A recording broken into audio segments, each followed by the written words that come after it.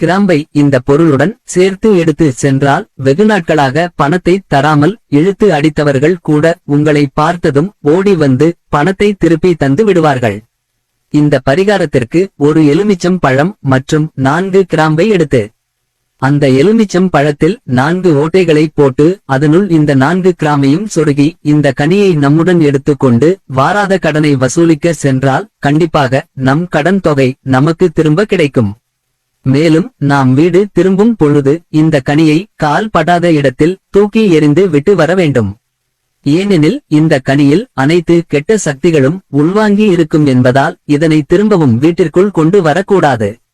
பிறகு செவ்வாய்க்கிழமை மாலை 6 மணிக்கு மேல் ஒரு சிவப்பு நிற பட்டு துணியை எடுத்துக்கொண்டு அந்த துணியை தண்ணீரில் சிறிது பன்னீர் கலந்து நனைத்து காய வைக்க வேண்டும்.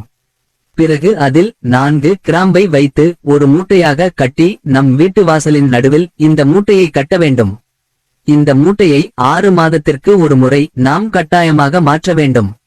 இவ்வாறு செய்வதால் நம் வீட்டிற்குள் பணமானது ஈர்க்கப்பட்டு எப்பொழுதும் நம் வீட்டில் பணம் நிறைந்திருக்கும்.